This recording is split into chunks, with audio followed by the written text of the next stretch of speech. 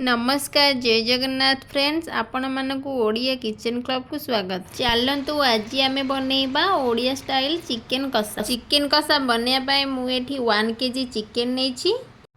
Marination पाई 1 spoon लूण, 1 spoon chili powder, 1 spoon हळदी गुंड, 1 spoon ginger garlic paste, 1 spoon chicken masala powder, किछि मस्टर्ड ऑयल नहीं चिकेन को मैरिनेट करि नेबा। 15 मिनिट मैरिनेशन पाई रखिबा। चलंतु पैन रे तेल गरम करी आलू को भाजी नेबा। एबे आमे अदा रसुण ड्राई चिली आउ जीरा को ग्राइंडिंग करि नेबा। कड़ाई रे तेल गरम करी गोटा मसला दे पियाज को भाजी नेबा।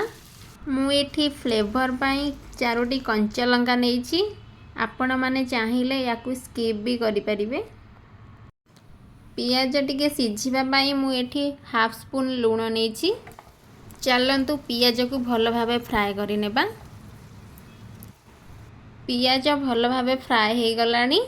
एठी आमे बाटी रखिथिबा मसला को दे दबा। मसला को भल भाबे मिक्स करि नेबा।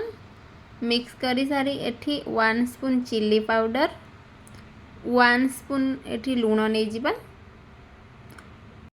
1 स्पून हळदी आउ 1 स्पून चिकेन मसला पाउडर नहीं याकू भल भाबे मिक्स करि नेबा।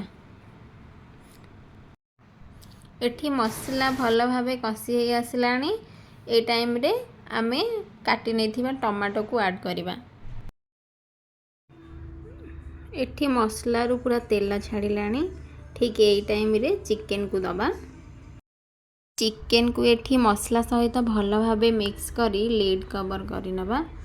लीड कवर करिले चिकेन रे थिबा पानी गुडा बाहरी पड़िबो।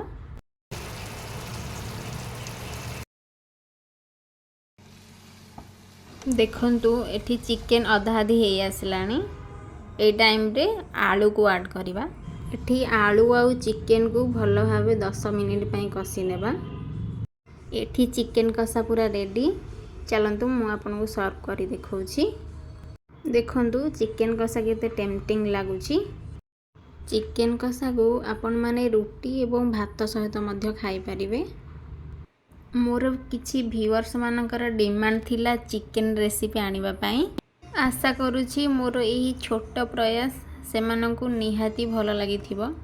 एही रेसिपी आपण मानकु केमिति लागिला निहाती कमेंट सेक्शन रे जणैबे। भिडियोटी भल लगी चैनल को सब्सक्राइब, लाइक एवं शेयर करिवे। धन्यवाद।